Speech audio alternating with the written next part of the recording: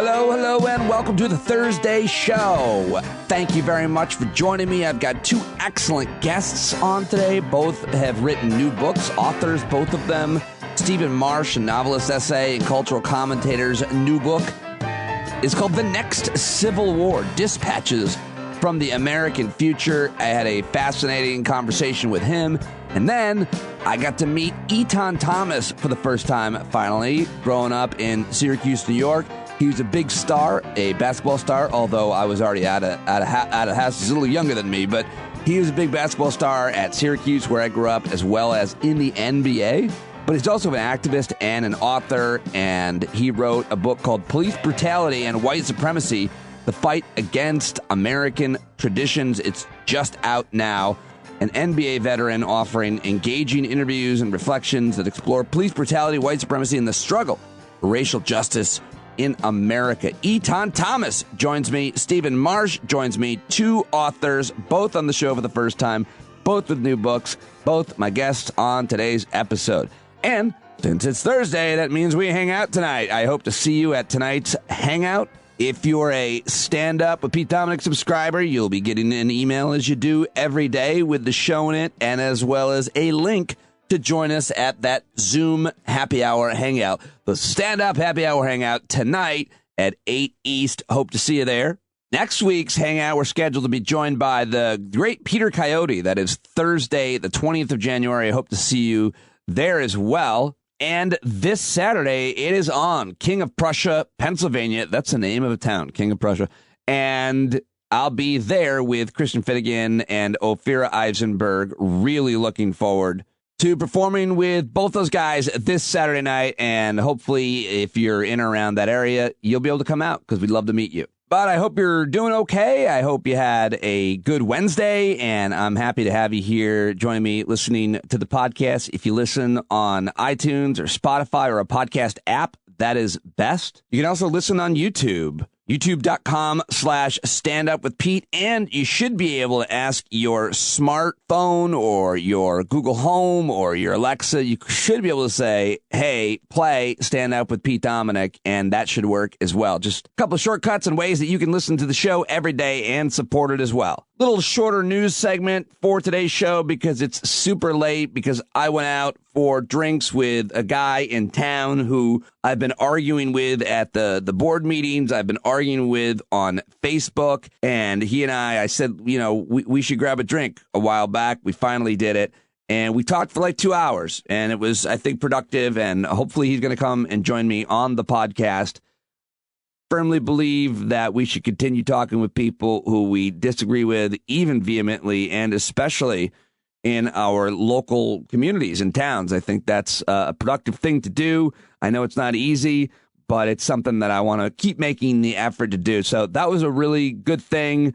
I'm glad that I did it, and I'm looking forward to continuing the conversation, and hopefully we can find out the things that we agree with each other on and work together on them while we continue to fight in public on the things that we don't agree with. But now it's time to get to yesterday's news, everything that happened in the last 24 hours. It's time for the Last 24. Last 24 brought to you by GiveWell.org. GiveWell is an amazing organization that searches for the charities that save or improve lives the most per dollar. They recommend a small number of charities that can do an incredible amount of good. GiveWell.org/standup. I'll tell you more about them later.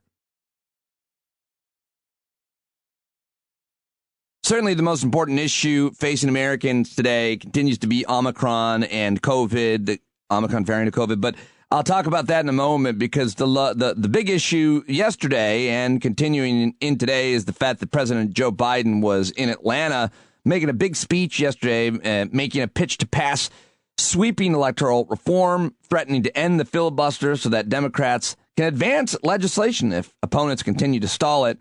And during his speech, he made comments that were viewed by many as nothing short of divisive and demagogic. We'll get to that. But first, let's listen to some of the responses from the players in reaction to yesterday to Joe Biden's speech. Here is former Congressman, now senior advisor to President Biden and the administration, Cedric Richmond, was on TV yesterday talking about the importance of passing this legislation. Well, I think what the president was doing in a very crystal clear manner, was defining the moment. And he started the speech saying that this is one of those moments where you want to be on the right side of history, where before and after a vote, people will decide what your legacy is. And I think that those were very clear examples of the past, where you had people obstructing voting rights, civil rights, and progress, and you had those that were fighting for it.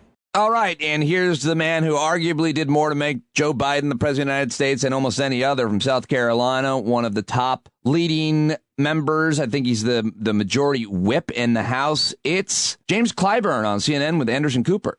Do you think that a failure to pass voting rights legislation, separate from the effect it will have on voting in America, just on enthusiasm among particularly black voters in the 2022 midterm elections, do you think it's going to dampen turnout?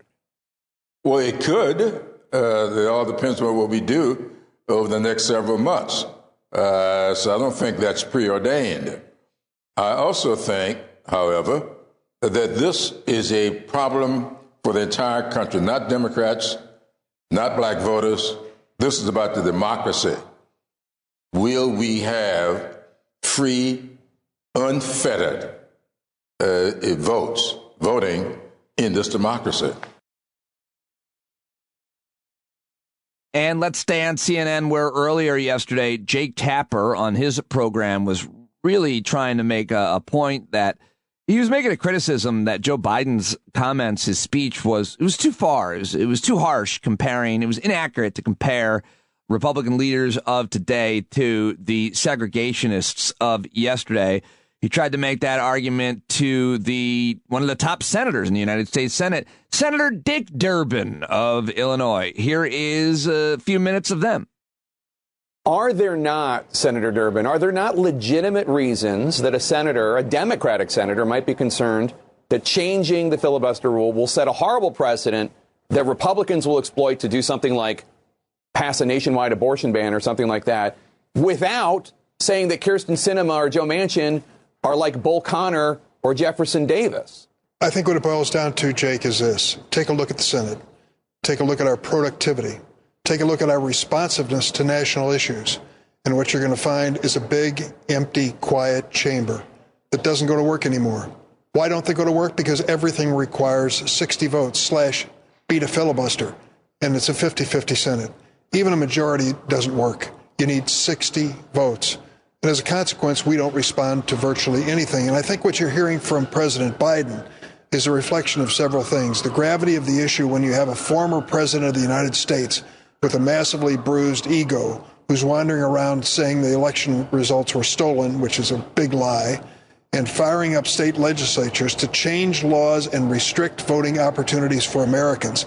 This is as fundamental as it gets in a democracy. Joe Biden came to the United States Senate on a civil rights platform. That's why he ran in the first place.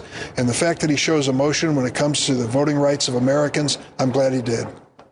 All right, I'm glad he did as well. And I actually agree with that. And I don't agree with Jake Tapper's pushback on that because, of course, Republicans will take advantage of it if they get rid of the filibuster. But there's no opportunity. There's no democracy left if you don't do it. I think it's a weak argument. I'm glad he made it, but I'm glad Dick Durbin pushed back on him. And now here is another senator who thinks that this very important vote matters more than anything. This is a very passionate but always low-key Angus King of New Hampshire yesterday at the Democrats' press conference on Capitol Hill. So I'll return to the beginning. I believe that the vote taken this week is the most important vote that I will ever take in my life. Not because of any issue, but because of the structure of democracy itself. Democracy is fragile. It's unusual. The great British historian Arnold Toynbee said, civilizations commit suicide, they're not murdered. I don't want to see that happen in the United States of America. And one of my favorite, there you go, Angus King. Thank you. Thank you, Angus. I just wanted to say Angus one more time. Okay, one of my favorite commentators, writers, is the fearless Elie Mystal of The Nation magazine. He was on MSNBC last night. They were talking about Ron DeSantis on The Readout. And here is one of Ellie's latest rants, which I always love. When the Supreme Court rules with what's called federalism, which is the idea that the state should have broad authority to kind of do whatever they want within their borders, there are a lot of people who think that that is a reasonable outcome. There are a lot of people who are center-left people who think that, it's fine for the states to choose for themselves, and that really, if I'm, a northeastern liberal, whatever, who cares about Florida? Who cares about Mississippi? I live in New York. I live in California. I'm going to be fine.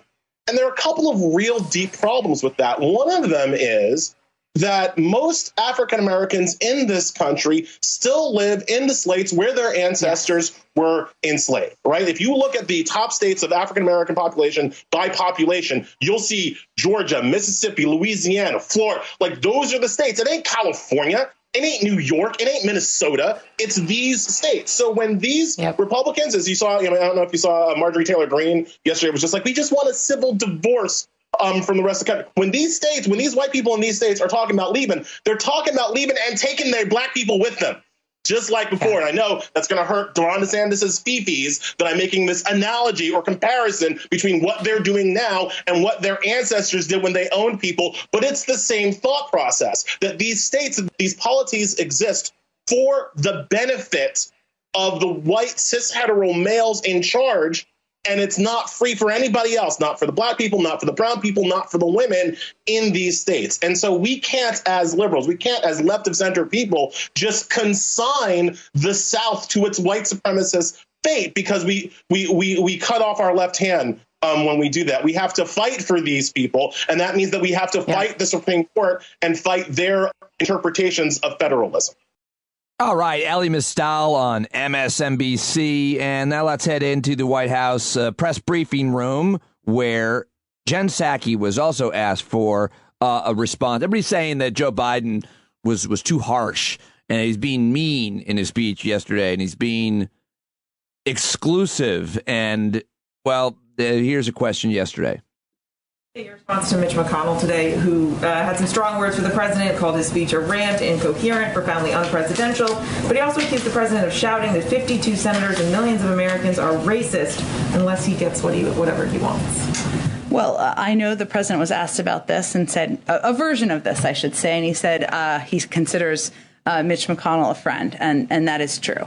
That is why is it even more disappointing that someone who has supported and advocated for voting rights in the past, wrote about it in his book, has talked about it publicly and repeatedly voted for the extension of voting rights protections, is on the other side of this argument now. All right, that's a damn good point made by Jen Psaki yesterday. But now let's turn to a different subject, and that is COVID, ladies and gentlemen. Let's stay in the White House briefing room where White House Press Secretary Jen Psaki said that they're going to have details on the plan to send 500 million free COVID tests to America later this week. So a number of those contracts have been signed. We expect that the first of delivery of these contracts will be arriving by early next week, which is a good sign. We expect to also have details, or everyone can expect we'll have details that we put out on the website, as well as a hotline later this week, more specifics about exactly the questions that you've been asking. So the American public can expect that later this week. And we also expect to have all contracts awarded for the $500 million over the course of the next 2 weeks. So that's the status of where things stand. So all right, she said that's the status of where things stand. How do things stand in your neck of the woods, folks? We just got an email, a letter home from our district that says that our governor, Kathy Hochul, who replaced Andrew Cuomo, recently provided COVID-19 antigen rapid tests for every school-age student in New York State. They said that our governor has stated that these kits are to support our mutual goal of keeping healthy children in schools. One test kit containing 2 rapid antigen tests will be provided free of charge to each student registered to attend school in our district. The tests, of course, are not mandatory. I thought that was interesting that that's what's going on in our state and in our schools, and I would love to hear from you about what's going on in yours. And here's the governor of California, Gavin Newsom, talking about COVID in California, comparing it to other states, huge states, populated states like Texas and Florida yesterday. While our positivity rate is high, it's about 50% less in states like Texas and Florida. Our death rate per capita is 50% less than states like Florida, 35%. Lower per capita death rates in states like Texas.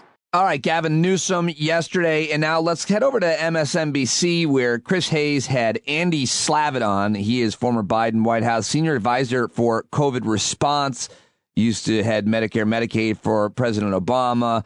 And this is a positive news. Here's Chris Hayes with Andy Slavitt last night. Where do you think we are in the cities on the East Coast that got the first? New York, Washington, Boston, etc. Well, I like it when you present good news, Chris, and I think in this case it's warranted. It's a little bit around the corner, and so I think what this tells us is getting through the next few weeks, depending where you are in the country, is going to require a little bit of patience. But the key insight, I think, is that when we get through, I think, what has been an incredible crush on our hospitals, the question we're all going to be asking is, what do we get for all of this prior Omicron infection? What kind of protection does it provide us? Will that, in fact, give us the kind of year that we hope we have, where we are protected against any serious illness, and we're able to get back to normal? That's the hope. That's the thing where I think everybody's going to be talking about shortly as we make it through this next wave, and as we pass through New York. Hopefully, they'll be just where London's headed and just where South Africa's already been. All right, and I don't have a lot of sound today. I looked long and hard. I didn't find a lot of great clips. Maybe I didn't do a good job, but I will end with Colbert. Like I said, I'm doing this late, so I got a little of the sound from The Late Show on CBS. I thought this was funny. Here's Stephen Colbert, my old boss, because I used to work at the Colbert Report. I'm contractually obligated to say that. For about, what are we looking at? 22 months at this point, public health officials have consistently told us to do everything possible to avoid getting COVID. But in the last several days, if you've noticed, the message has shifted subtly. They're trying to make us get used to all of this. For instance, yesterday, Dr. Anthony Fauci addressed the current spike, and he said, Omicron will infect just about everybody. Do you hear that? Being attacked for 2 years has clearly broken Dr. Fauci. Rip off your mask, go to hot yoga. On the way home, tug a hobo. I don't give a vaccinated crap. We're all doomed. You can all take a rapid test and stick it where the sun don't shine, because it's actually more accurate right there. But there is a silver lining. According to Dr. Fauci, those who have been vaccinated will very likely, with some exceptions, do reasonably well. Okay. There are certain things I don't want to equivocate on. My life is one of them. You don't want to hear a skydiving instructor say, jump from the plane. You will very likely, with some exceptions, do reasonably well. All right, Stephen Colbert on The Late Show last night, and just a couple of other COVID-related headlines before I get to today's news dump. A Maine medical board temporarily suspended the license of a local doctor after she was accused of spreading misinformation concerning the coronavirus, which I think is kind of a hard thing to do. I'll have to ask Megan May up in Maine if she's familiar with that story. It certainly wasn't her. And speaking of doctors, a whole bunch of doctors, 270 scientists, medical professionals, professors, and science communicators are requesting that Spotify add a misinformation policy for its platform due to Joe Rogan's massively popular podcast, The Joe Rogan Experience. The open letter to Spotify calling for action against Rogan came as a result of his recent interview with Dr. Robert Malone, which a couple of you reached out to me and said, you got to watch this. And I reached back out to you and said, no, I don't. The Malone episode has been called out for promoting conspiracy theories regarding COVID-19.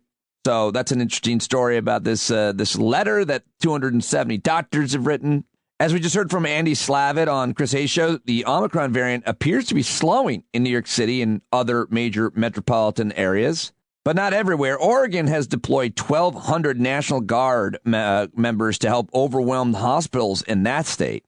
And the important metrics are the 7-day average is 782,000 cases of COVID. 7-day average for deaths is 1,745. It's been a massively horrific week. The current hospitalization, 151,000.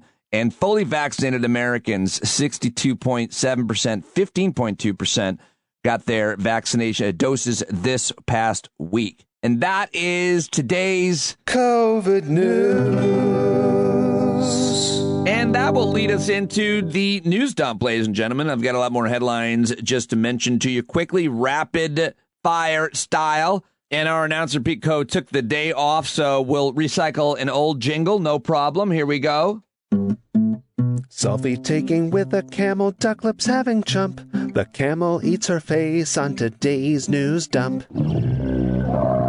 Yeah, that was worth it just for the camel sound effect, folks.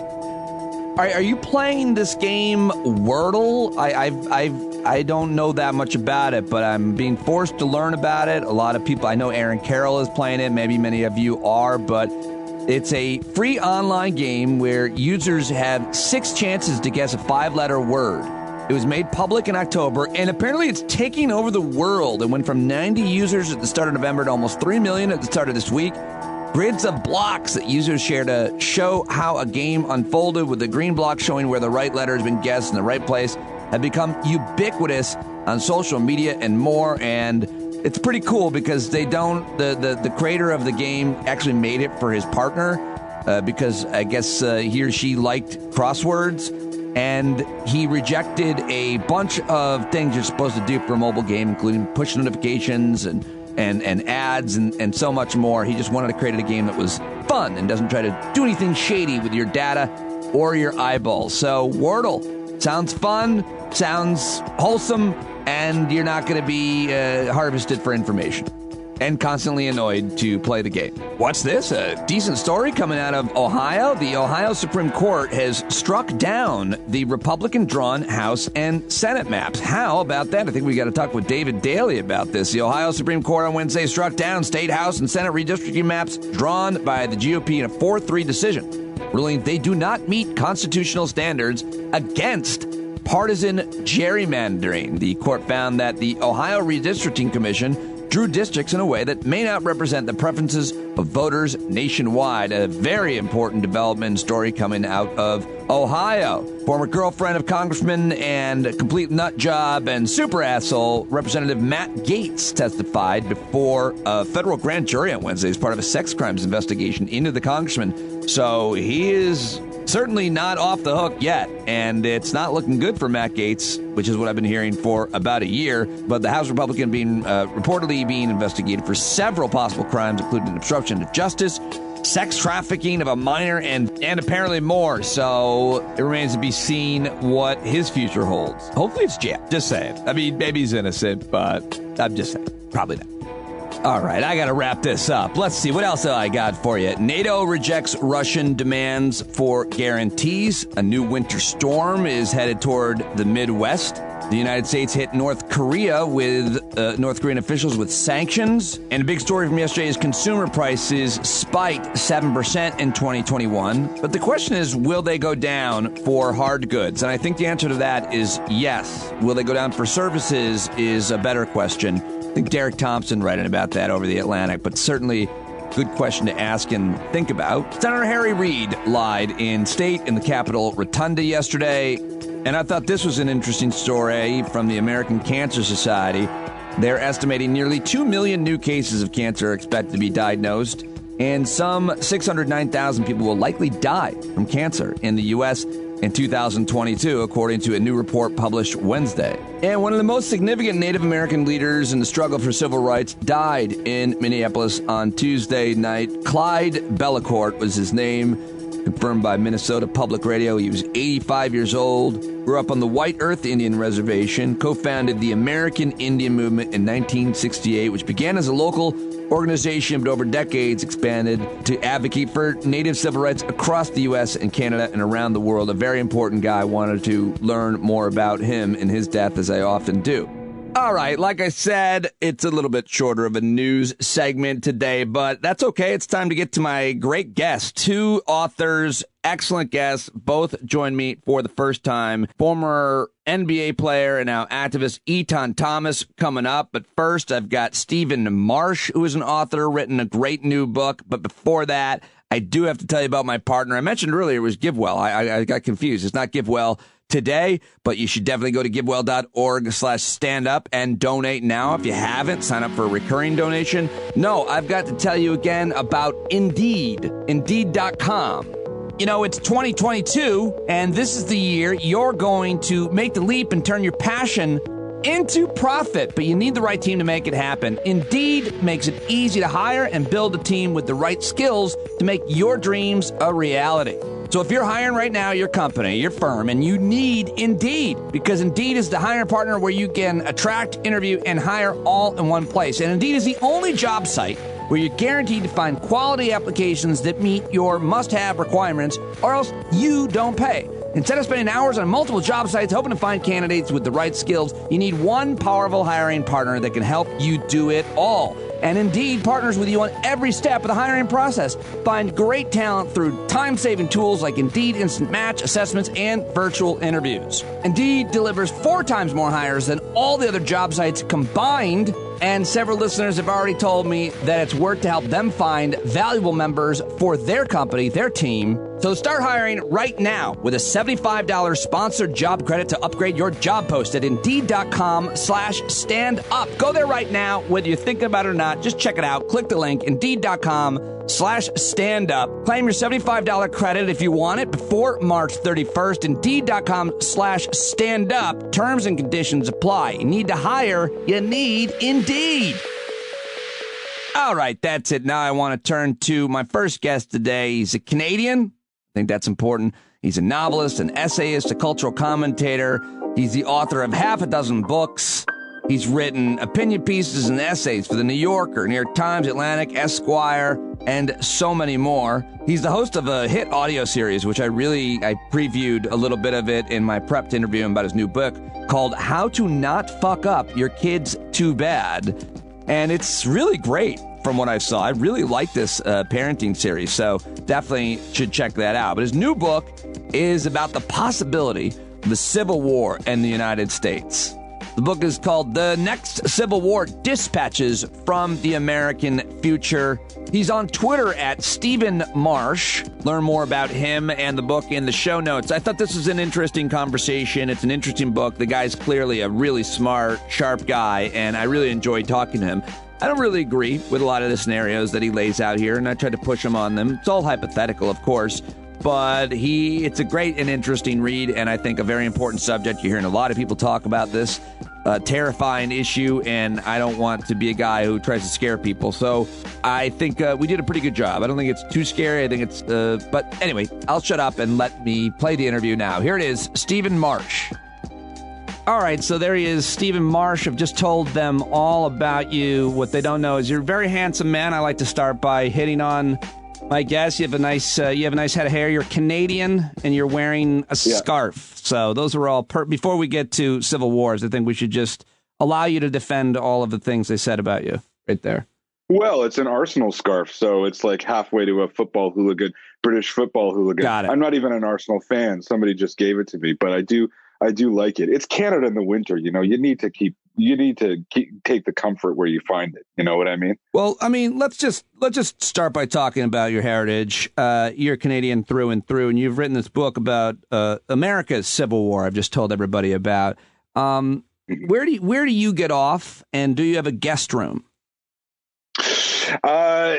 I don't have a guest room. I think Canadians have a specific relationship with Americans. It's a little different than the relationship between any other countries. You know, it's like, it's sort of a kinship relationship. You know, like I've got my crazy Trump voting cousin in Seattle. Like a lot of Americans, I've lived in America. I worked in America. I taught at City College in Harlem. When I was a columnist at Esquire for 8 years while I was living here. So, you know, I certainly was, I sort of felt like, you know, I made my living in New York, even though I lived in Toronto for most of my life. And so, you know, I'm a sort of insider outsider, if you know what I mean. Like I'm not part of it, you know, but I'm very close to it. And also, unlike Europeans, I am under no illusions that we're somehow better than Americans. I know we're not. Like, so it's, you don't think Canadians are better than Americans? I know they're not. That's an absolute fact. But how are they not better than Americans by the simple? They're less generous, they're meaner, they're ruder, they're more closed-minded, they're less frank in their speech, and they're just less open and generous. Oh, Is that I mean, I really came out fast with that, didn't I? Complain about with my own people. These are they're all broad generalizations. But if you were, Yeah. and obviously worse than, better than, different metrics. But I do look at Yes. Canada and think that you have a more sane political and media ecosystem and more representative system, obviously, as well. You have just as much, I've read more diversity, although only like as many people as there are in California. But the just the idea of the way that you morally see things like healthcare and the death penalty and guns and that you're not angrier than us, yet you live in the cold most of the year. Like, I mean, it's hard to think that you're better just because on some of the most important moral issues, healthcare, the death penalty, guns, and even religion and our original sin, like you guys didn't have slavery. Like, I'm sorry, but I have a hard time saying that you're not better than us. No, but we committed a pretty brutal genocide against indigenous people, and we oppressed French Canadians brutally. I mean, French, we had an imperialist system over French Canadians for a long time, which would be but yeah, I mean, we're not better people, but we definitely have a better system. We have definitely a better system we have a functioning system of government, which I don't think, we can really say about the United States at this point. And it's in terms of political systems, obviously ours is much more stable than yours. Now, that's not always been true. Like, you have to remember, my country nearly broke up twice in my lifetime, once when I was 4 and once when I was 20. And we're never entirely free from the specter that, it could all end and separatism could win and our country could dissolve. But yeah, we are a much more stable country than America. I mean, the American motto is, life, liberty, and the pursuit of happiness. Our motto is peace, order, and good government. I mean, that kind of says it all, don't you think? I have a lot of jokes, but I want to get into the book. Yeah, sure. I want to keep making the comparisons because it is interesting. It's always interesting to talk to anybody from another country, but and maybe you can make a comparison in terms of your government being functional, and you can use, say something like an argument about a budget if you want. But your book is fascinating and terrifying, and I want to argue like every scenario that you lay out here and many of your points. But I don't feel like I'm intellectually correct as much as I feel like I'm emotionally want these scenarios to be different. And I think you actually kind of solve for people like me to some extent in the book. We don't want to see it.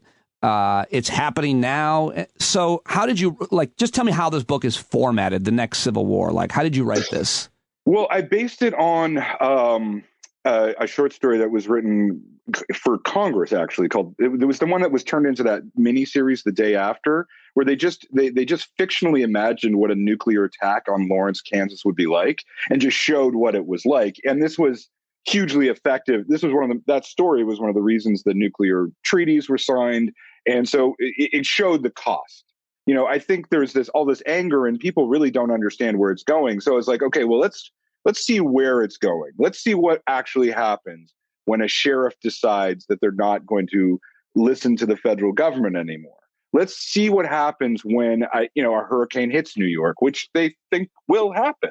And they have incredibly good models of what a hurricane hitting New York happens. Let's see what would happen if a president were to be assassinated today, or what an occupation in America would look like, or what secession would actually look. People talk about secession all the time in America. The actual practical business of doing it, like the actual legal steps that are required to do it, and the bureaucracy that's required to do it are vast. So, I wanted to give the kind of like the technical information for people, okay, well, what are the U.S. battle plans for full spectrum operations in the homeland? But I also wanted to do it in a way that it was like, okay, well, these are all very abstract categories. Like, let's see what it actually would look like in material terms, and make it real. You know what I mean? Because it all seems very like America's headed for a civil war. Like, you've heard that before. Question is, what would it actually do? What would it look like? Here's the problem I see in books like this. My friend Elliot Ackerman and Admiral Stavridis wrote this book. What's the name of that book?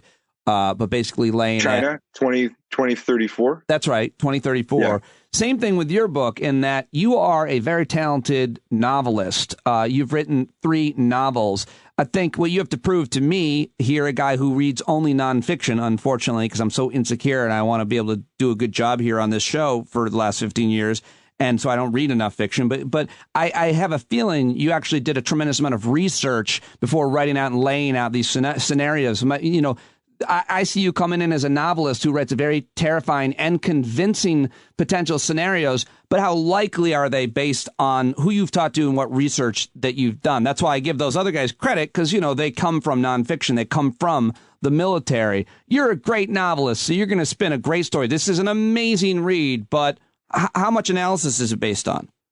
Well, you know, I have been a reporter for many years too, right? Like the Guardian sent me to cover the Trump, the early Trump's rallies, and you know, I've certainly written extensive journalism for the Atlantic and the New York Times and Esquire for years and so on. So I know how to report things, and like, you know, it was about 200 interviews, and certainly I felt like I got all the experts that I wanted. Like I got the guys I was looking for, which in nonfiction, you know, sometimes you don't get the really good guys, right? Like sometimes you don't get the guy who is responsible for understanding how corn works at the USDA. Sometimes he just won't talk to you. Sometimes you don't get the colonel who wants to talk to you about who is responsible for drawing up battle plans for full spectrum operations in the homeland. But I got him. And so, you know, I do feel like fiction, and you know, there are fictional elements to it, but not one sentence of this is in a sense not footnoted. Like it's all like this. You don't, you know, it's like here's imagine, but it's also like you don't have to imagine, right? You know, just like that the nuclear attack story. It's like it's all based on the research. Nothing is drawn. There's, you know, I tried even not to give my own opinion too much, because my own opinion really isn't worth much when you're talking to, like, you know, the guy who's the reinsurer for AIG, who deals with large scale catastrophe models, and people literally bet trillions of dollars on his predictions. So, you know, I think, it's a weird hybrid. I understand why it could be a bit confusing, but like it was a way to get the descriptions to be as accurate as possible and the best possible models. And, you know, sometimes these models, like for the New York catastrophe stuff, like the research that's been done is so high quality that they know to the street what will be salvageable in New York after a hurricane of 2, 3, 4, 5. They know to the street what will survive. So, you know, in a way that made my job of recreating these scenarios so much easier. Mulberry Street make it? Gone.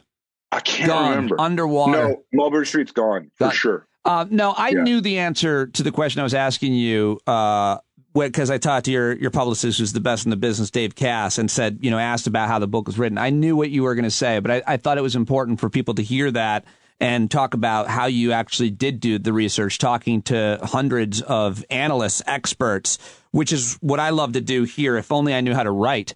So I've got you. You've written it. You've interviewed these people. There's 5 terrible, nightmarish scenarios. They're just 5 possibilities that, I mean, would you rank them as probably likelier or most likely to occur, which is why you went with these types of chilling scenarios? Well, you know, I'm actually pretty clear in the book about which models are good and which models are bad. Like I choose the best models, but like economic models are all weak. Like, you know, no one knows what's going to happen with an economy. Like there's some people, there are experts you can talk to. And I did, like, I went and talked to the leading guy about inequality at the IMF. But if you'd said before COVID, there's going to be a disease, there's going to be a huge decline of employment, but the stock market's going to go up. Right. You would have been laughed out of wherever you were saying that. Whereas, you know, some models, like the environmental models, are basically not models. They're basically what's going to happen. Like they've been right within a half a degree like for 50 years. Right. There's no doubt we have hurricanes and droughts and other environmental. We already are having them. We're in the midst of it. You make good points. Exactly. So before, and then the political stuff is also kind of like, by 2030, it's pretty clear that about 30% of the country will control 68% of the Senate. So that's more or less, that's demographic facts. So those are pretty hard to beat. Those are going to happen. And what I was trying to show here is that there's this kind of the dry tinder of American political life is ripe. Now, what the spark will be, of course, nobody knows. I'm trying to imagine what the spark will be, but there's no question that the trends are going one way. What does it look like? I know you're not saying that it looks like the Civil War that shed more blood than all of the rest of the wars America's fought in combined, I think, is the statistic. I know it's not that. No. What does it look like? When I think about this, it's interesting because as soon as the states that don't produce as much as soon as different sides realize what the most valuable resources are, that's where you really get into the probably most interesting and challenging situations for especially the red states that don't have nearly as many resources as many of the blue, outside, I guess, Texas, which is changing. So what does it look like? What is this? How do you paint? I've always struggled with what those words mean. Civil War in 2022, 3, 4, 5, 6. Yeah. I mean, it's nothing like the first Civil War. I mean, what it really is sectarianism and chaos. I mean, the closest model would be Iraq, where, Iraq before 2002 had a 60-40% Sunni Shia intermarriage rate. Like that was all in ancient history, that thing in the back. And then suddenly it wasn't. Suddenly it was people killing each other in droves over it. And, that is how experts that I talk to imagine it. Essentially, chaos. Chaos combined with massive quantities of political violence and the normalization of political violence. And so that's already, 1/3 of Americans in a recent poll said that they thought it was reasonable to use violence against their own governments. The people in Congress, there's a 107% increase in threats against members of Congress from year over year. Political violence is really growing. So, the answer is not very satisfying because chaos is not it's not a specific prediction. It's not like there's going to be a group of this over here and a group of this over here. It's just going to be, the defeat of the peaceful transition of power. And then from that, a lot of rage and a lot of violence. What have we seen so far that you think illustrates what the future looks like? Well, I mean, somebody else said this. I thought it was a pretty good comparison. Like January 6th, in a sense, was like the 1993 World Trade Center bombing. It was like a poorly organized predecessor of what's to come, right? Because it was not well planned. They did not really understand what they were happening. But those exact same people that were there, the equivalent of those people in similar movements have been found with low-grade nuclear weapons, have been found with, incredibly military-grade armaments. Now, that's not to say they can compete with the U.S. Marines, because they can't. But certainly they're preparing for large-scale violence. And I think events like that, large incidents of domestic terrorism they're already blossoming. They're already happening. What do the sides look like? There's the extreme right who are, very conspiratorial and I would argue racist and sexist and overtly, quote, religious, whatever that brand of Christianity overwhelmingly. They're very animated they got all the guns. I think they have all of them, as a matter of fact.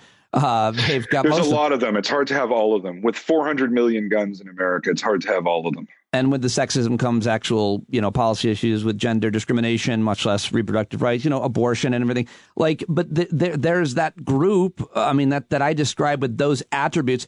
Who's the rest of us? How do you see the rest of us? I see this huge group of people, especially young people, overwhelmingly, who just have no idea that, for example, Syracuse is a city and not a state, and it may or may not be talking about my own child. Right. It's a very thorny problem. I do address it in the book, but it's really hard to figure out because there are a couple of things at work. one thing is that the sides, quote unquote, are a bunch of different factions that only sort of ally with each other, and which only have, and which kind of are like to think through it. I don't think it's really right to think of the hard right as a coherent unit in the United States. Really, it's a bunch of sympathies: tax avoidance, gun rights, white nationalism, simple Nazism, the desire to see the death of the American state, sovereign citizenry, sagebrush rebels, and they go in and out of these things. One of the problems writing this book is, I tried, if I were to give you a description of the hard right as I was finishing the book 6 months ago, it would be unrecognizable from the hard right today. They change so rapidly, and they morph, and they take on different political forms, and they take on different conspiracies. Like QAnon goes through a conspiracy like every 2 weeks, and then they forget it in the past. So there's chaos. But then there's the other fact that you have these two parties, Republicans and Democrats. So, the Democratic side of that is 70% of GDP in America came from Biden voting counties in 2020, and 60% of college-educated people voted for Biden in 2020. So you really do have the productive and educated group of Americans are on one side, and then the other side is involved in these conspiratorial theories and this, what I would call the politics of the gun. Essentially, they've just lost faith in the peaceful transition of power. And I don't know. Again, it's so chaotic; it's impossible to figure out where that would meet, or who would even win in such a struggle. I also have a hard time imagining how places where it is very homogenous ideologically and politically, that it wouldn't be mostly peaceful in some farm town in Kansas or Berkeley, California, or Beacon, New York, or something. I've actually been there. Someone just described it as a very progressive place, Vermont, or some other very progressive community, very conservative community. Would seem like it would be generally peaceful because people are generally in agreement on the most divisive or controversial issues. And I think, some families don't want to have to give up their daughter to the other farmer's son, and some of us want to let our daughter choose. I don't know. I feel. What do you think about that idea, that argument? Well, I don't know. I mean, I have been crossing America, and I would say that in some of these peaceful places, there's a very violent spirit, right? Like an extremely messianic concept of freedom that is unattainable, and where they regard things like, as I am a Canadian, so I am more orderly, of course, but you hear people talking about property taxes as slavery, and you're like, okay, what kind of freedom would satisfy you if paying a property tax is considered enslavement? And those are quiet towns. And then again, I would say if you go to Berkeley or Harvard, there's a very aggressive form of left-wing politics. I mean, we can call it what we want, wokeness, political correct, which shreds the careers and lives of people and wants to. And I mean, obviously it's not physical violence, and I don't want to do whataboutism. I don't want to do comparisons, because one of these groups is violent and the other one really isn't. But they're super angry at Berkeley. I get that, but Berkeley, I just don't see this scenario where, the neighbors are the death squads are out there going house to house based on race or ideology certainly in many communities. I see it to some extent in my community, just outside New York City.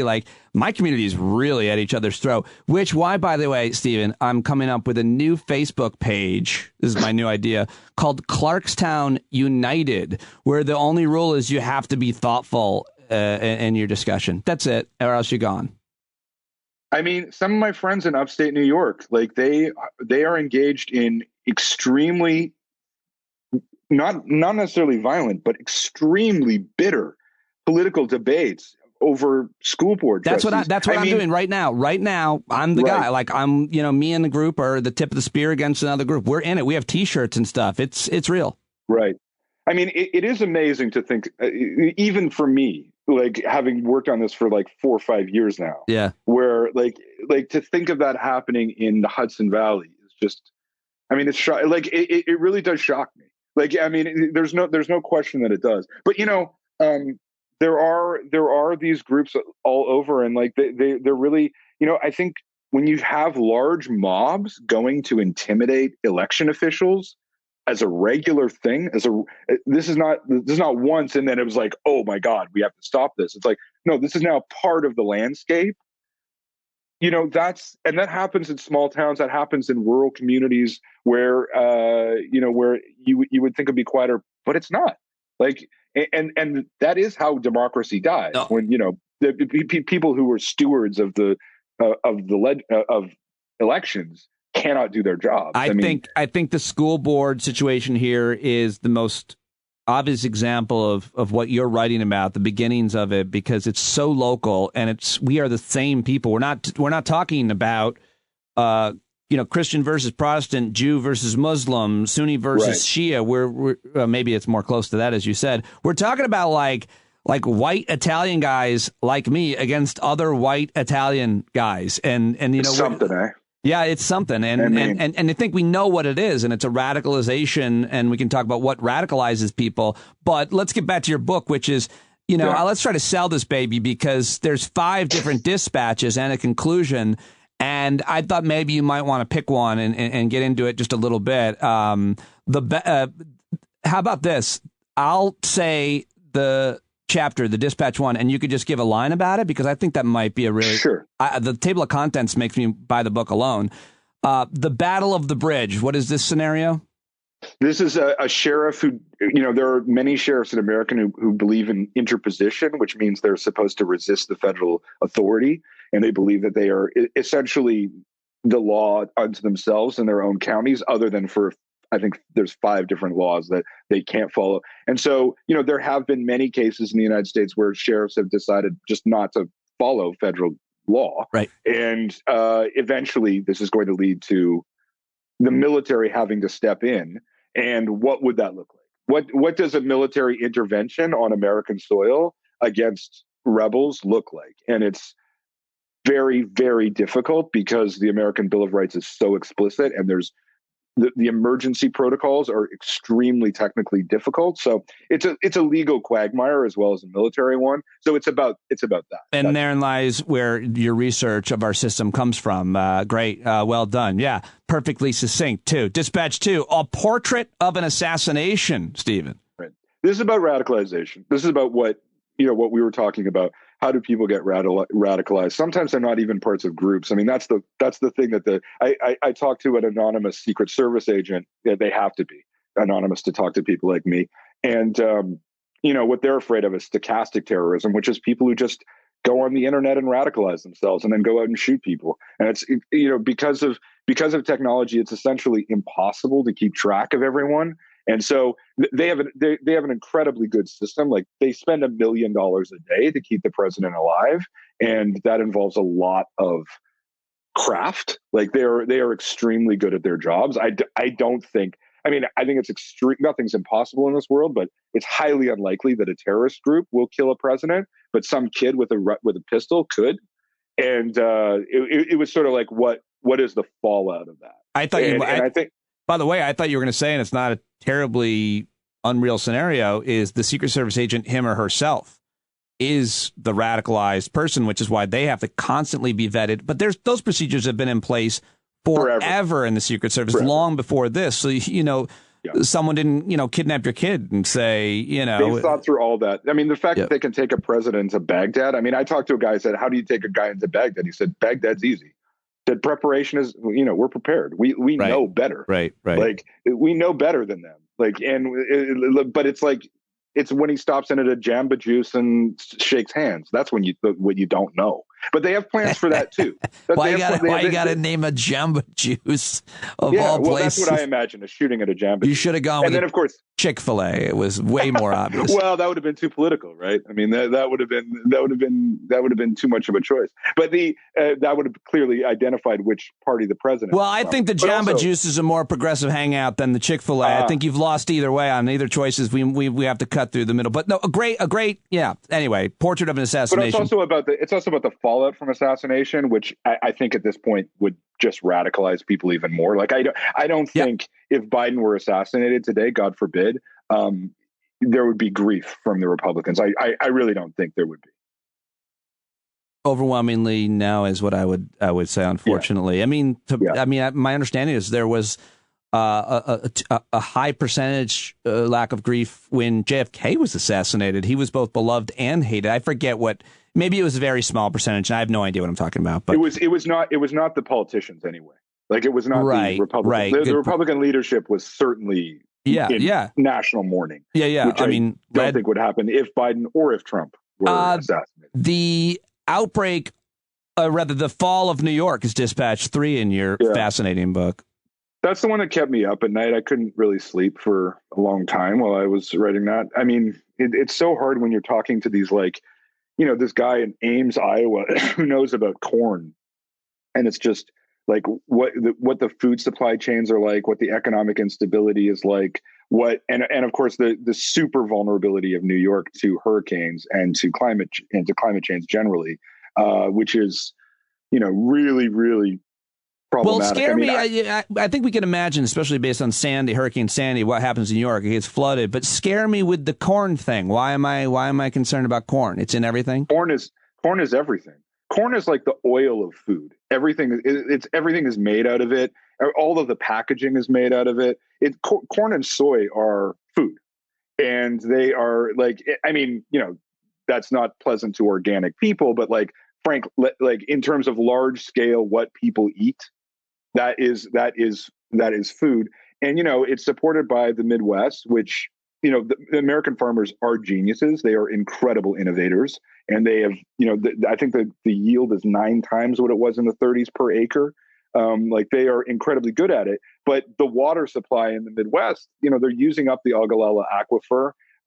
They really are facing some pretty high degrees of variation, and they don't 100% know how to adapt to it. And also they don't know what to adapt to, because we don't know what climate change is going to reach to. I don't understand. Have you looked up? Sorry to interrupt you. I'm sorry. Yeah. Go ahead. That's it. I just don't understand. I've looked this up for like an hour once.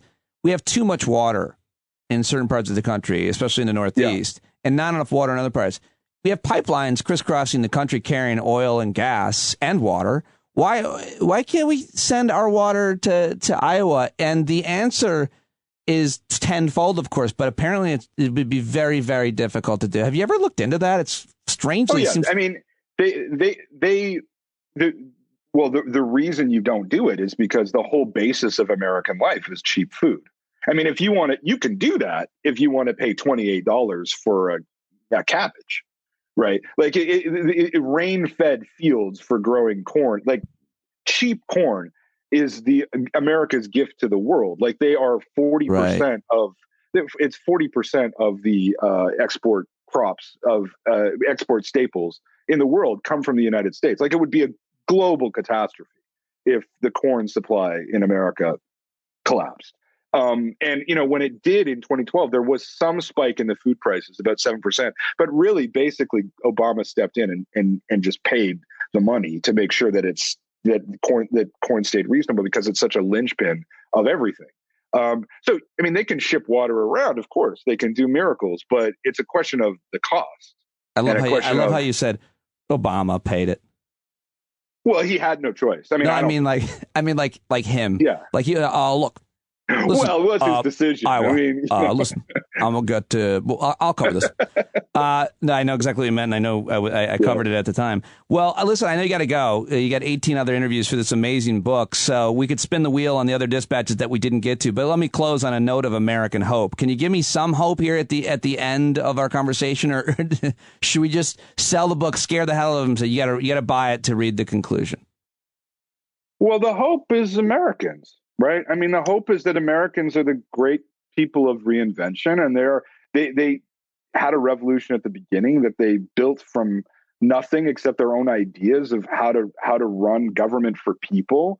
And that's the thing, is that's going to be required again. Like the changes that are required are not horse race politics stuff. It's not like who's in power, who isn't in power. It's the structures of power are in real decay. And so, the hope is that, America is the country of those grand visions and of that grand capacity for reinvention. And if any country can reinvent itself, it would be America. That would be the hope. The hope that isn't there is that it'll all just work out. That suddenly this turmoil of the 60s will end and there'll be the 70s and we'll all just be loose and everything will go back to normal. Things are not going to go back to normal. Like that's the trends are too set and the patterns are too indelible.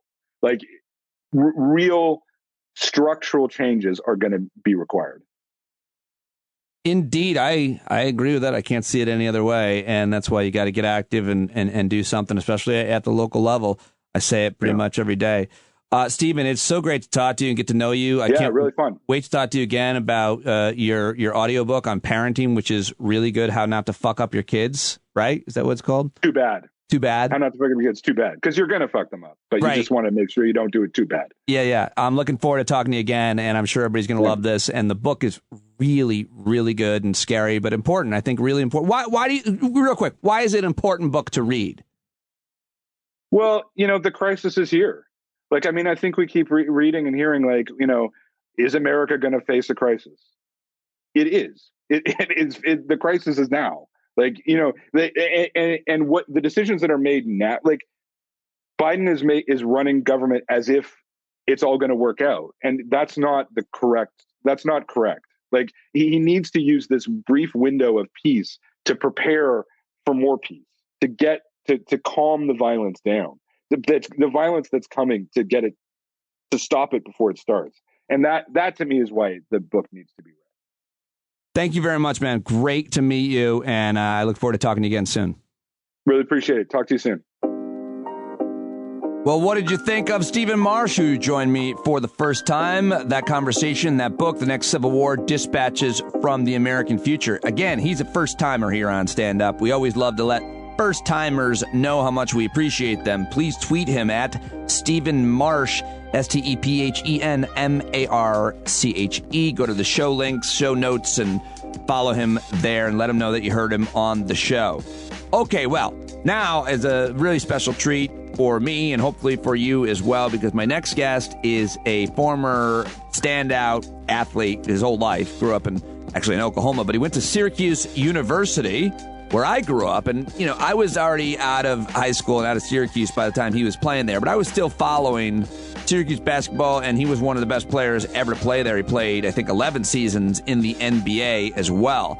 But he spent his career as well as being an outspoken social activist. And he's written several books, and he's also written for The Guardian, The Washington Post, CNN, and ESPN. Frequently seen on MSNBC, talking about all kinds of stuff. But I was really excited to talk with him for the first time because like I said, he's a big deal from where I come from, and he's just a great guy. So I actually kept the first part of our conversation, like when I met him virtually. I kept it on there because I thought it was kind of cute and fun to see me fanboy and get all excited to meet somebody, just like a minute or two. And I even edited that part. But I kept it on so that you could hear that. And then I jump into my conversation with Etan Thomas, his new book. And he's written several books. He's written a book about fatherhood. He's written a book about athletes and activism. But his new book is about the issue of police brutality and white supremacy. And it's a collection of essays and interviews where he interviews so many high-profile names in sports and arts and media and more. I really liked the conversation and the book, and I'm very excited to have Etan Thomas on Stand Up with Pete Dominic. It would mean a lot to me if you tweet him at Etan, E-T-A-N, Thomas 36, Etan Thomas 36, and let him know you heard him here. Here we go. Holy shit. Oh, my God. How you doing, sir? Oh, my God. I can't even believe I'm talking to you. Yeah. Am I talking to you? Well, stop that. Oh, I'm so excited. I'm like a child. I'm like a little fan, like a small fan. But I'm like picture this 46-year-old bald man as a small boy at the Carrier Dome. And the most awkward part about being a fan, I always think, I don't know what you think, Etan, is like when the person, especially you're much more than an athlete, but when the athlete is younger than you, I feel like there's a threshold where you're like, wait, why am I still looking up to a dude who's like 25? What the fuck? But the case is, I'm a huge fan of yours, a lot more because of, I actually can't even talk that much about sports, but I am from Syracuse. I grew up watching, going to the Dome. The good old days. The good old days. Yeah. So I'm really excited to talk to you, and congrats on the book. And but I've been preparing for you for hours and hours, and more importantly, probably like as long as you have been playing basketball, as I knew who you were, I've been wanting to meet you. So I really am very excited, a little nervous, and honored to be talking to you, even virtually. So thank you. Sounds good. Sounds good. No need to be nervous. Just have a good look. Just two guys chatting it up. That's how it will be. You'll see. The nerves will are not that. It's just. I'm just trying to convey how much I admire you. I appreciate it. Definitely appreciate it. Okay. Wow. I've told you all about him, and now I'm looking at him, albeit virtually. I am so excited to meet you, Etan Thomas. Welcome to Stand Up. What an honor to have you on the show. Oh, thanks for having me. I appreciate it. Congratulations on your new book, and I think even more from me to you, I just want to say on your body of work and on your career and what you've done with it. I'm really, really impressed with how you've lived your life. It's very admirable. Well, I appreciate that. You know, I'm blessed and been able to play 4 years at Syracuse, 11 years in the NBA. So it's been a blessing. So no complaints. I want to talk to you about your life before we get to the specifics of your amazing new book, which everybody should get because of, frankly, the way you formatted it and who you had access to talk to and interview for this book, and obviously why it's so important. But just I want to figure out who you are. You grew up in Oklahoma, is that right? Oklahoma. Yep. So why did you? How did I get to Oklahoma? That's always the first question. So I was born in Harlem, lived in Harlem for a while, and then my father was transferred with American Airlines to Tulsa, and that's how I ended up in Tulsa, Oklahoma. So I grew up in Tulsa, spent all my summers in Harlem. Yeah, so every summer I spent in Harlem going to the Big East tournament with my grandfather, and you know what I mean? Both sides of the family are from New York, so a lot of New York growing up. So that's why I have a special love for New York, even though I didn't grow up there. What was your childhood like in Oklahoma? I mean, obviously you're telling me kind of, I'm imagining and make assumptions what it must be like to be in New York City part of the time and in Oklahoma part of the time. I mean, it gives you probably a wide breadth in terms of culture and different parts of the country for sure. But what was it like for you growing up? Completely different. You know what I mean? Completely different upbringing. My cousins that grew up in New York, growing up in the city and taking the train to school and stuff like that is completely different than being in Tulsa, Oklahoma. But it was good. It was good. I learned a lot. There's a lot of history where I grew up. A lot of people are now learning about Black Wall Street and the Tulsa race riots and everything like that. But I grew up learning about that since middle school, so it's kind of weird that people just now are learning about it. But no, it was a lot of history. I went to Booker T. Washington High School. Famous Wayman Tisdale went there as well. So he would come back and talk to us. John Starks went to high school or around the corner from me, essentially. That's why one of the reasons why I was such a big Knicks fan, so it was great. It was a blessing growing up in Tulsa. Big family, tight-knit family? Oh, yeah. No, not a huge family. I have one younger brother. And, but yeah, no, it's interesting. I got into, and people usually ask me about this, like, what do you do in Tulsa, Oklahoma?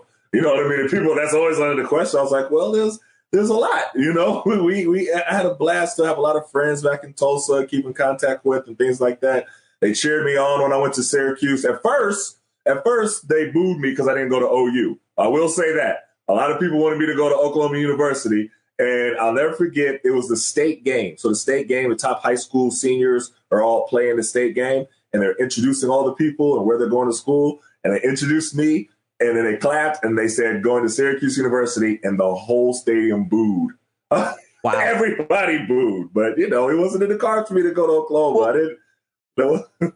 You must have been at the time. I probably should have looked this up, but you must have been one of the, if not the best basketball player in the state of Oklahoma. I mean, Syracuse University, I know just enough about sports and obviously a lot about SU growing up there, is one of the top basketball programs in the country for, 30 years, more than.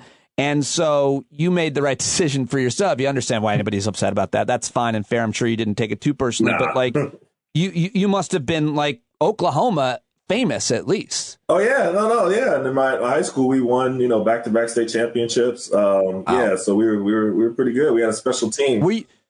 Were you on one of those curated teams? Like they took the best and somehow, finagled them into this school, even though you probably shouldn't have, or were you just that good and you had good enough teammates? Well, my school, Booker T. Washington, we was like, just a special school in Oklahoma, the history. So like you say, DeMatha, if you're in Maryland, or, Christ the King in New York, there's just certain schools that are storied programs. And we were one of those programs in Tulsa. So you go to Syracuse University. I mean, at what point? Let's just now get back to like your childhood, and at what point you became woke, if you will, even though that's a bad word now. Mm-hmm. When you've written and dedicated your post career basketball career, and even while you were playing, you've always been outspoken mm-hmm. to social justice, to activism, to racial justice.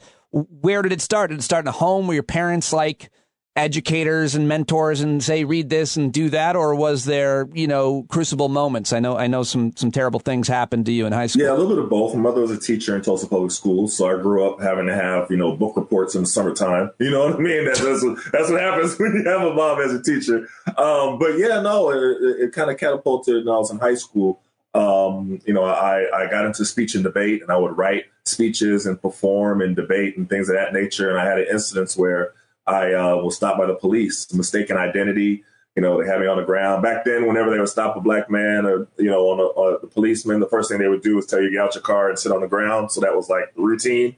So I'll sit on the ground, 45 minutes. They're running, we got the backup to the backup, 6 police all around trying to figure out where I looked familiar to them from.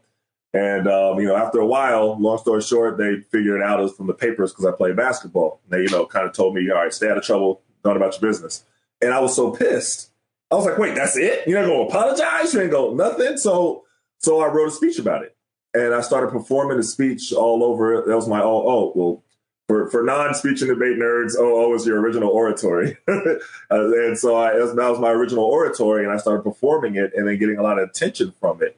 And a lot of people, there was writing about it. There was articles. There was, news coverage and all these things. And I got a letter from the Tulsa Police Department saying that they were going to look into the situation. Now, of course, I don't know what came of that, but as a 16-year-old kid, just for them to acknowledge it, that was like big. So then a lot of people around Tulsa was like, hey, thanks for, saying this. I mean, that happens all the time. They ain't going to believe us, but they'll listen to you. So that was kind of like the aha moment for me. I was like, oh, so they'll just listen to me because I play basketball? That's the only reason? And so I just kept doing it from there. That's awesome. It's terrible, but awesome what you did with it. I think that's most important. There's so much to talk about in terms of police brutality, law enforcement interactions, white supremacy. Your new book takes it head on: police brutality and white supremacy, the fight against American traditions. It's out and folks should get it. You did a really cool thing, which was to interview tons of very important, thought-provoking people who have been at the center of this issue, and for that reason alone, I think it's worth reading. Before we talk about all these amazing people that you spoke to, that you have access to, why are you continuing to do this work, and how has it been at all a struggle trying to be an athlete and also an outspoken person? I mean, you were doing this, by the way, before, Black Lives Matter, right. Before, and it was probably, I don't know, arguably riskier then for your quote, athletic brand, sponsorships, advertisements, and all right. that. Shut up and dribble. Right. It's interesting when you talk to people from Tulsa, they'll say, oh, he's been like that since high school. So it's just kind of been a part of me. And I just happened to just continue on playing basketball as well. But yeah, being passionate about it and, connecting with different people. And really what really, pushed me more was connecting with the family members of victims of police brutality. So in my hometown, Tiffany Crutcher, who is the sister of Terrence Crutcher.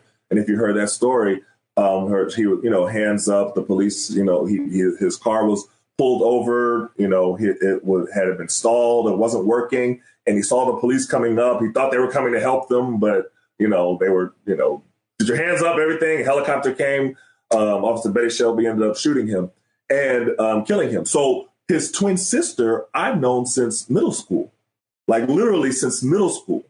Tiffany Crutcher, she played basketball. So, the basketball team, I know her, saw her all the time. So I see her on TV and she's, in tears and talking about her brother. And I was like, oh my gosh, okay, how can I help? You know what I mean? What can I do to, and I wrote a piece about it in the Players Tribune.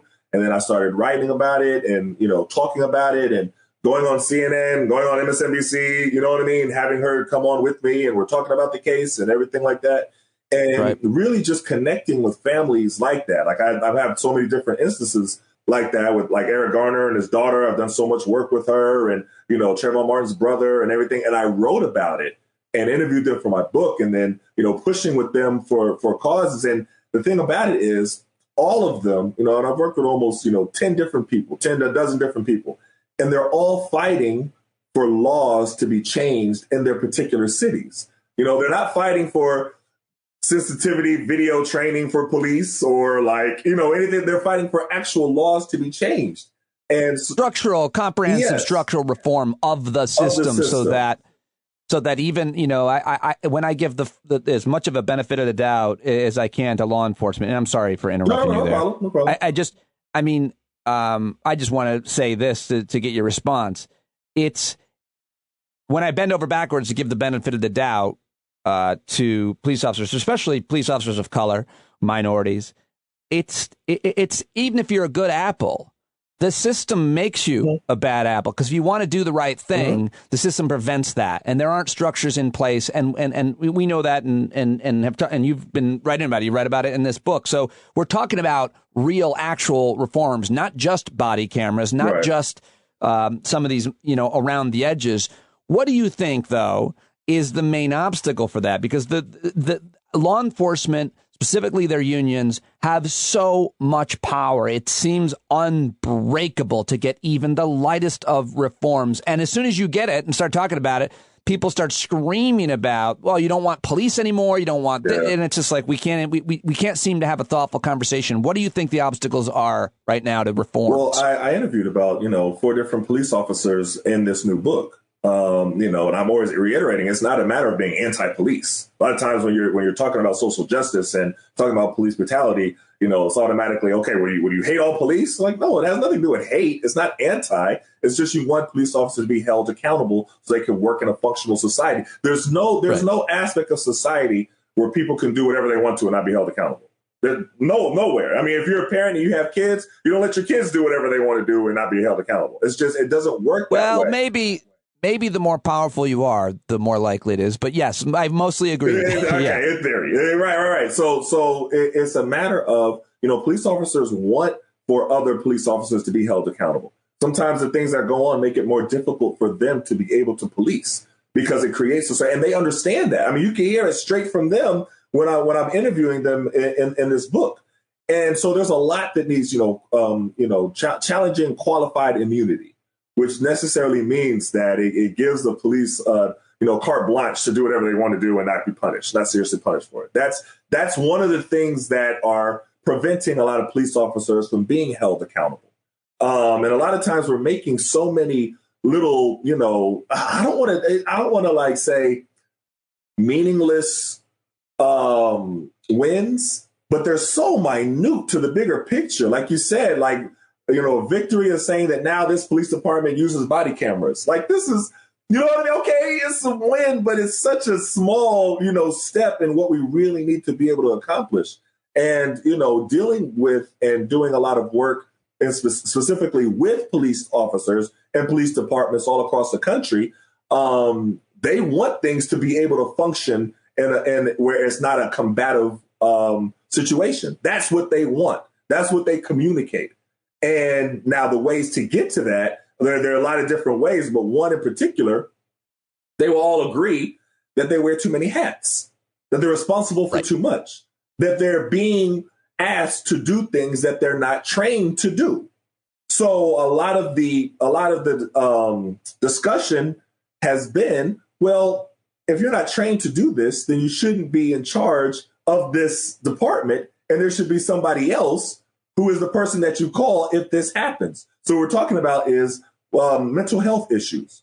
You know what I mean? Mental health calls, health and wellness calls. If your only training is to strike with a hammer, then everything is going to look like a nail to you. But some things don't require that, you know. And so if you're not trained to be able to deal with that, then there's another department. There's the people who are trained to be able to deal with nonviolent, non-threatening situations where there is a mental health issue that is going on. Now, that automatically, a lot of times the right hears that and they say, "Oh, you want to defund the police?" You're like, you're trying to put it in a big, negative ball where, but what I just described, many police officers will agree 100% because they don't want to be responsible for things that they're not trained to do.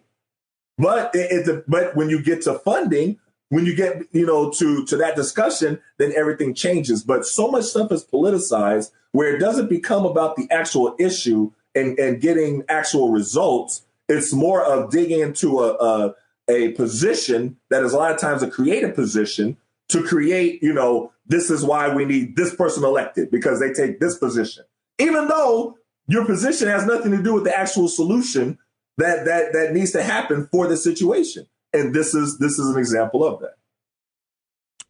Well said. Your book interviews all kinds of different people. You just mentioned victims' families, survivors, police officers themselves, but you talked to a lot of other influential folks. Who else did you speak to? That you talked to Jake Tapper. Why did you talk to Jake Tapper? CNN's Jake Tapper. So I spoke to Jake Tapper, where last year I was watching the January 6th insurrection. It happened at the anniversary is today, and I was watching it, and I was seeing how he was calling out other media. And you don't really see that happen very much. And so he was saying, well, some of the media that are allowing some of these lies to prevail on their shows are kind of responsible for allowing it to prevail and not checking it. Now, it's one thing to invite an opposing opinion on your show, but if it goes unchecked and unchallenged, then you're agreeing with the position. So his point was that, a lot of the media are complicit and responsible and for everything that happened in January 6th because they allowed that to be pushed as a narrative. And I saw him saying that. I was like, oh, that's interesting. Okay. So I reached out to him and wanted to get into a little bit deeper into what he was saying. And we had this deep discussion about January 6th, about Trump supporters, about the media, politicians that, that carried on with that narrative. And it turned out to be a great discussion.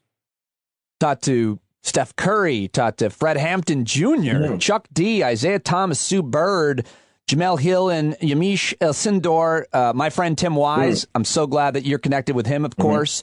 And I know that you and Dave Zirin are great friends. And is he involved with the book? Because he's a very influential guy who I admire a great deal. But why the athletes? Why are you talking to other athletes for your book about police brutality and white supremacy? So each person is connected to the topic. So say, for instance, I talked to Isaiah Thomas, the Detroit Pistons one, not the young one. So Isaiah Thomas, I wanted to talk to him about, what was going on during the Rodney King, verdict and the Rodney King beating.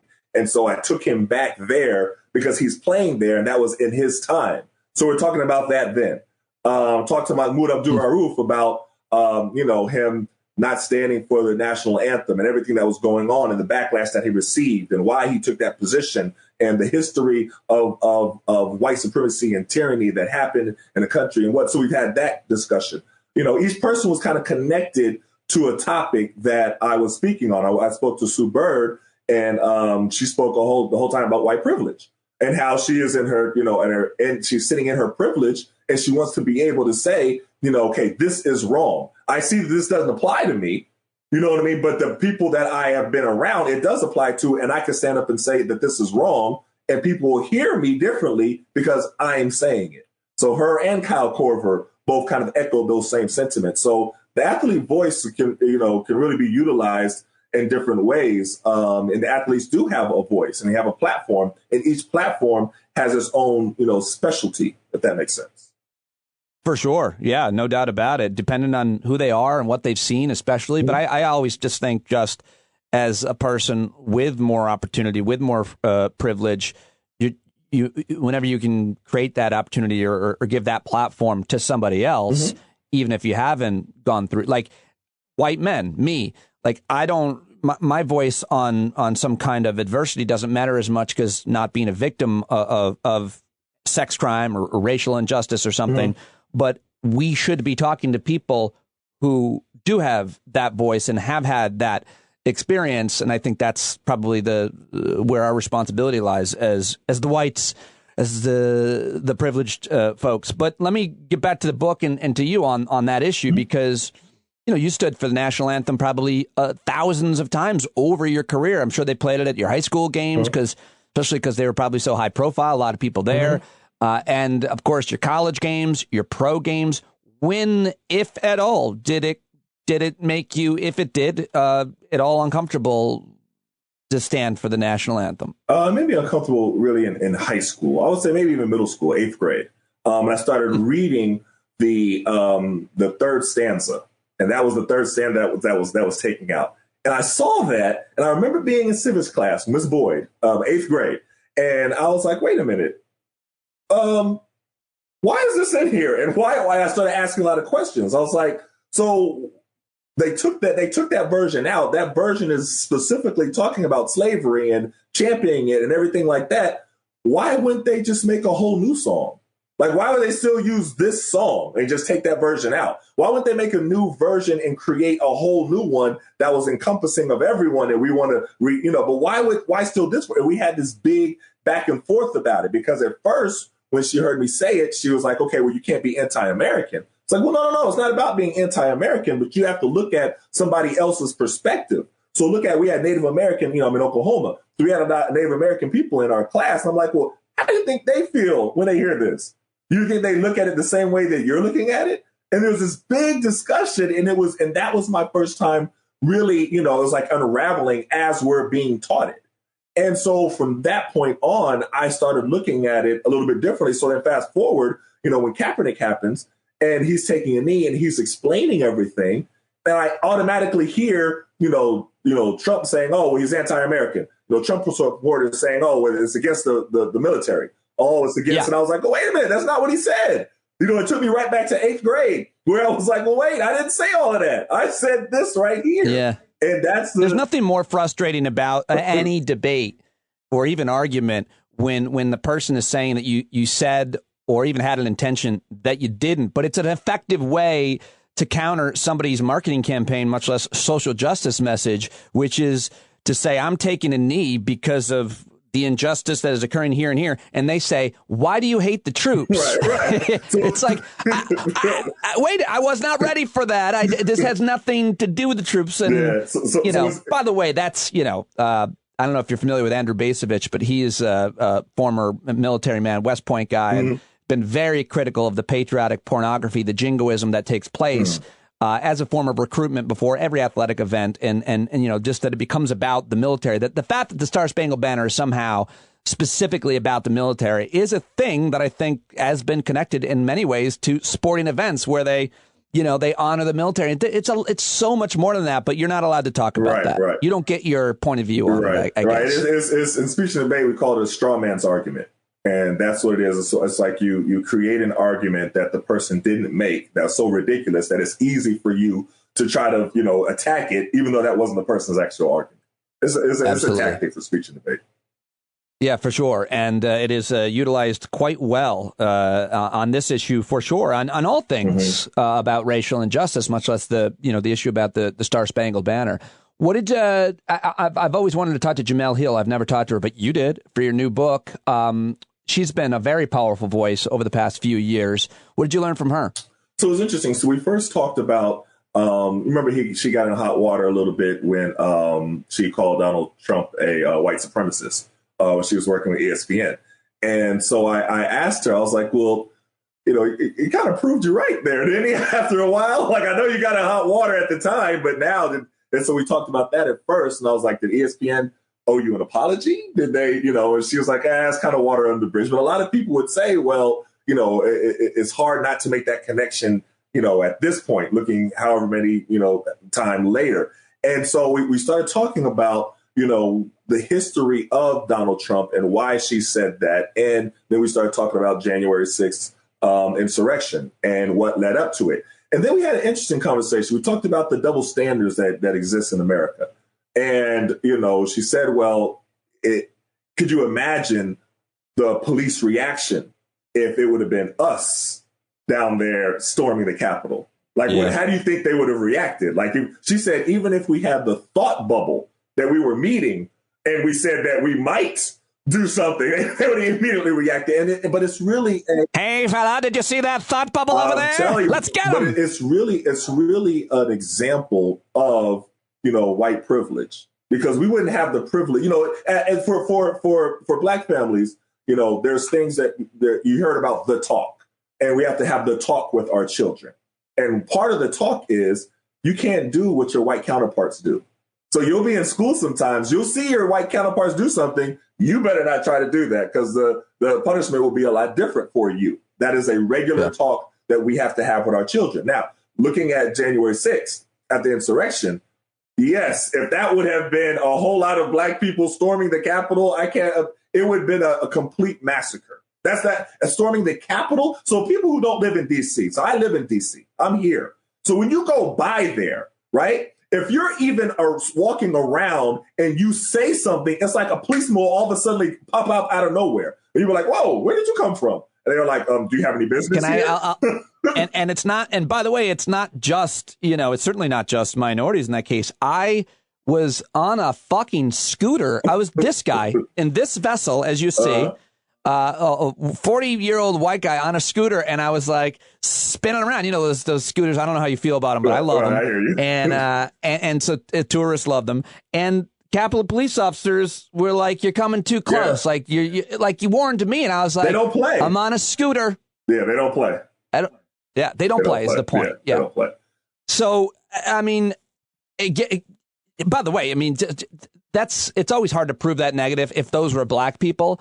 But if they were Muslims, if they were Asians, if they were, it was, and we've seen that play out all across the country. What do you think when you hear an argument being made comparing the insurrectionists of January 6th to Black Lives Matter protests around the nation, at some of which damage occurred, at some of which police officers were attacked and hurt? I would argue they probably started it in most of those cases. And I could also argue that the damage wasn't necessarily the peaceful protesters, but it's easy to say it's all fungible and for them to make that argument. What's your response to the comparison between the insurrectionists and the civil rights movement of our time? So I can't speak for every protest and every rally. I've been a part of different protests. I've been there. You know, John Wall and Bradley Beal had this amazing protest down here in D.C.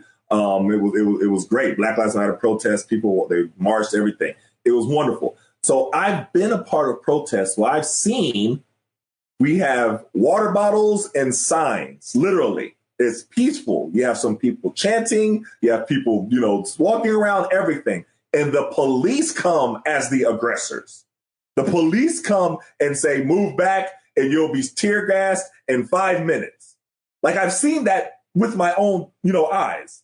And then the tear gas comes, and then they create the big scene, and then you see everything in chaos. But it wasn't in chaos like that before the police came there and created it. I've seen that. You know, after Freddie Gray was murdered in Baltimore, what happened there? And I know people on the grounds. I'm right here in the DMV. And these were kids. These were all high school kids. They're walking in the street. because their school was shut down, everything like that. They're mad. They have no transportation, so they're literally walking. I saw the police form a line and basically pick a fight with them. You know what I mean? And then all the cameras are all responsible. Oh, well, look how the kids are acting. Look how I was like, wait a minute. They weren't doing none of that until y'all started hitting them with tear gas and all the other stuff. So it's kind of apples and oranges. You know what I mean? But specifically, the thing that makes it unique is at the Capitol. The Capitol is treated, so as sacred ground. And so to see what was happening on the Capitol, to see the people pouring in and literally defecating on the hallways and smearing it and breaking stuff and going into different senators, room, like to that level. That's something that I don't even know if we would even think about doing it, because we know it would be a suicide mission. Like, we know what's going to happen if we try to do that. So then to see, and I'm somebody who I watch both. I don't just watch MSNBC. You know what I mean? I'll watch Fox News. I'll see what the other side is saying. I'll look at everybody else. And I'm watching the justifications about what happened in the script. I'm like, wait, are y'all still talking about the same January 6th insurrection that we all saw? Right. Are y'all talking about something completely different? I'm listening to Tucker Carlson and how he describes it and what happened and the words that he's using. And I'm like, wait a minute, that's not at all what happened whatsoever. Yep. And that's the part where, there are two different Americans. Yep. And absolutely in media, and they're whitewashing it as we speak, literally. Mm-hmm.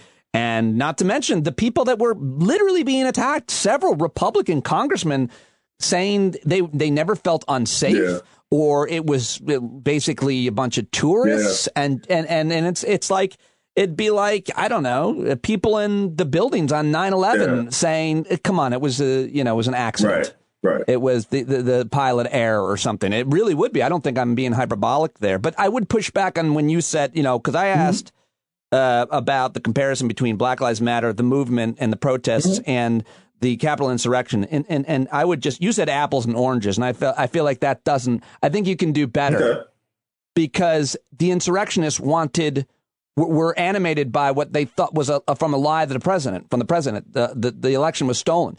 The civil rights movement, the Black Lives Matter movement, is animated by generations of oppression, struggle, discrimination, and violence. And it's not new. It's a new formation. It's a new generation. But it is the same, in many ways, struggle and cry out. And I just feel like all I'm saying is I'm trying to give it more color than apples and oranges. Like, one is a generational struggle and one is a bunch of fucking people who came from Texas because they're pissed about a lie. Well, I wouldn't even say, I'd have to push back on that, too, because I think it was so coordinated that it wasn't just a bunch of, sure, fine. Yahoos, that got together. And it was such a coordinated effort along with politicians who were definitely, they're still... There were. I don't know if you remember, but there were bomb threats throughout D.C. Oh yeah, and they still haven't found them. They still haven't found them. So they were created specifically to create a diversion away from what was going on in the insurrection, in order to pull police away from there, so that they could have less resources to be able to. Everything was so coordinated, and I'm looking at the politicians who were on board with everything, who were the footage of seeing them speaking right before them and championing the troops. So like it's, you know what I mean? Like, and I'm like, well, how come y'all are not being held responsible for it? I mean, even in the response of the people who are getting jail time, I'm looking at the amount of time that they're getting. I'm looking at I'm like, wait a minute, 20 months? 20 months for what you did? I know. I mean, it's hard to even make the... Like, we all know people in jail right now for longer sentences or for more harsh sentences and worse actual jails. I think that matters for lesser crimes. But I would push back on your pushback. Okay. I won't, actually. I just wanted to say that. I got nothing. I got nothing at all. I just thought that would be a fun thing to say. I'll let you go, man. I've been talking to you for almost 40 minutes. I could talk to you for 10 more hours about this. The book is really important, and your work is really important, and you specifically are important, and especially to me and a lot of people who've always been rooting for you, whether it be from Oklahoma, Central New York, or any of the pro teams you played. But certainly, I think social activists around the country, what you've done with your career and your voice is just so admirable. And I hope I hope everybody gets this book, reads this book, is impacted by this book. But I do want to ask you one more question, which is a question of advice for the whites. Mm-hmm. For the whites, what can we and should we be doing better? What message do you think resonates? I think that this is not a problem for black folks to solve. Mm-hmm. I think this is a problem for white folks to solve. I think it's a problem that black folks should be putting a spotlight on, as you are doing, and doing whatever you can to create change and opportunity, et cetera, and fight against the machine. But if the machine is still run by white supremacy and actual white people, it's ours to solve. So, for example, in our community, we've organized to fight back against those who are worried about certain things being taught in school that are or are not being taught. And it's effective. But what do you say? What do you tell white folks who are well-meaning, call themselves allies? Because it's one thing, obviously, to say something. I think it's something much different to do something. So what do you think works? So it's interesting because I interviewed a lot of white people for this book. And, a lot of people were first, some people were like, well, you have quite a few white people in here. Why? And I was like, because, and they said this as well when I was interviewing them. Sometimes white people hear it differently from other white people. And so to answer your specific question, that's one of the things that me and Tim Wise spoke about quite a bit. Yeah. And his response was, you have to start off early at an educational level. He said, I'm paraphrasing, part of the interview, but he said, white kids are taught that they are superior from the time of kindergarten. And so he went into very much detail about it. He was like, said, just think about it. You're taught from kindergarten that there are people already living here, but they weren't even as significant enough to even say that it was already discovered until your people came and discovered it. Right. He's like, so if that tells one side that they're superior, what does that tell everybody else? Yeah. And so he broke it down from that standpoint from the beginning. He was like, people say, what is the easy fix? You have to start early because this is decades and generations of, brainwashing that you are superior, that everything about you and your whiteness equals superiority. And that's where it starts. I thought that was really interesting when he said that and made that point. And he is somebody, I've been a fan of his for such a long time, or, read a lot of his books, and he breaks it down even further. But, it has to be something where, when you talk about critical race theory, and this leads back to what we was talking about earlier, that when you ask people, well, what exactly is critical race theory that you're so against? And they say, well, we don't want white people to feel bad about being white. It's like, well, that's not what critical race theory is. So hold on. Now, just to give you can use this if you want. This is what I've been using as a white who has heard that argument. When people say that, I say if your white kids feel bad about being white, that's not the school. That's a parenting issue. That's your issue. If my kids came home and said they felt ashamed about their whiteness, we'd have a conversation, and I would disabuse them of that feeling. Right. No, definitely. And so then it was saying, okay, so if you see something and you identify something as an issue that you don't like, then what can you do about it? Then how can you be a part of correcting the issue? How can you be a part of calling? This is what Cal Corver's point was out. And Cal Corver was being very introspective and self-criticizing.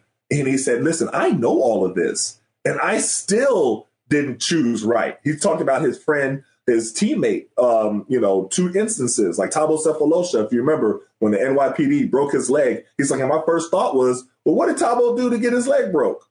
Not that the police unjustly broke his leg. He's like, and then he saw the video and he felt horrible. He's like, wait a minute. He's like, why would I think this? I know Thabo. Thabo's my friend. So he was talking it from the standpoint of, the first thing he would think of is that, well, no, of course the police couldn't have done anything wrong. They're police. It had to be Thabo that did something wrong. And people that don't know Thabo, he is the most sweetest. I mean, some people, they have you. If you say, okay, Charles Oakley got into it, okay, he got his personality stuff. Thabo is the exact opposite if you ever know him. And he still automatically thought that. So he was talking about how it was conditioned in his head you know what I mean, to not to think in the positive from the beginning, and he was embarrassed by it. So he was saying that what he wanted to do was to be able to educate other white people to be self-examining like the way he did. Because first you have to be able, because the first people say, oh no, I'm not like that. I don't think like that at all. I don't see color. Or I grew up around black people. Yeah. I have many black friends. Those are some of the responses that you hear. And sometimes it's up to a white person to be able to break through that layer, because it's hard to even have the conversation with the black person because a white person would feel attacked. You know what I mean? Or go into a defense mode. You're like, no, that's not what I'm saying. Even if you bring up white privilege, like, oh, wait a minute, I didn't grow up with money. Like, we're not talking about money. You know what I mean? Money doesn't have anything, but sometimes. No, I think, yes, also well said. I mean, I think two quick things about that I would say is, white privilege does not mean that you go without struggle. No. White people have horrific struggle and tragedy every day. We're all struggling right now, as a matter of fact, because of the pandemic. No one's discounting your struggle or what you overcame by saying that you have privilege. And then, the other thing about, whenever I hear people say I'm not racist, I have a lot of friends who are black or something, my usual comeback is, where are you on them having full access to voting? Right. Because racism isn't about who you're friends with. I like this guy a lot and he's black. I'm not racist. Or I'm not anti-gay because my brother is gay. And no, it's about, my understanding, not being a marginalized person, is it's not about how you treat me. It's about systemic stuff. It's about laws. It's about regulations. It's about opportunity that are minimized for certain groups of people. And if you're not against that, those things, and for the things that would create more opportunity, then that's racism. Sorry. Right. No, I agree 100%. Very well said. Well, I can't end on me talking. I thought you said that very well, though. Well, the other thing is, I just throw out another example that maybe I grew up in Syracuse, and I'm on a text chain with 17, 19 guys from Syracuse, all white. We had one black guy, Eric Daniels. Do you know him? So there's no diversity. So it's 19 black white guys from high school. And within that text chat over the past year and a half, there have been pushbacks, not on anything, I don't think, race, but certainly on gender and sexual orientation stuff, where guys are like, whoa, we're not saying that shit here or anymore. And I think that proves the point. Like, we've all got to do that. We got to call out our brothers or sisters, our friends. And I do see a lot more of that. It's hard to do, and it's got to be done carefully so that you don't destroy relationships, but it's got to be done. And that's what you were saying. I definitely agree. And the thing is sometimes it takes a lot of courage to be able to do that, to be able to, be able to call out somebody who is close to you. That, okay, wait a minute now. What you just said is a little sexist. What you just said is a little racist. Like, let's push back on this a little bit of what you said, or even to have a discussion about it. Because sometimes people, they give like the uncomfortable laugh. Somebody says something like a joke that's racist. You know what I mean? They're like, and they try to just move the conversation to another place, but not really deal with what was just said. And sometimes you have to deal with it. I think it's fun to weed people out real quick, like when you first met them, and you're like, "Oh, we're good. Thank you for your commentary. I'm moving on to another friend application." It's always been almost fun, and if not sad, to be able to do. But I think it's an important thing to let people know, especially when you're white folks, because white folks will always be like, "Oh, you're just saying that." You stop being a victim, and it's infuriating. So listen, man, I'll let you go. I'm really excited about the book. I'm super excited about getting the opportunity to talk to you. And I hope that you'll talk to me again, because I really, really appreciate you and your time and your work. Sounds good. I appreciate it. And there he goes, Etan Thomas at Etan Thomas 36 at Etan Thomas 36 on Twitter. And that, ladies and gentlemen, is today's show. It's 4:30 in the morning. as I wrap this up. I slept for a couple hours, got up at like, I don't know, whatever time, but I finished it. I feel good about it. I hope you enjoyed it. Please let me know. Let my guests know. Stephen Marche, Etan Thomas, thank you very much. And go to Indeed.com/standup right now if you're looking to hire anybody, and visit all the sponsors. All should be in the show notes each and every day. This Saturday night, King of Prussia, Pennsylvania. What other plugs do I have for you? That's it. Thank you guys very much. I'm going to try to go to bed now. John Carroll, sing us out. Have a good day, everybody. I love you, and I will see you tonight at our hangout, hopefully. They had a keen imagination for a crystal ball, drawing all the plans of a stand up. But all they had to go on was the time they were in, with other causes for laws, and since they weren't even sin, they knew that change was gonna come before the change could begin. They had to stand up. All right, they had to stand up. We got to stand up. We got to look the devil square in the eye. We gotta let him know it's his time to go, and make it clear when all we hear is a lie. Why you lying awake wondering where the money all went? It'll be the cost of freedom that'll go unspent. You can see him flee the scene of that experiment if you stand up.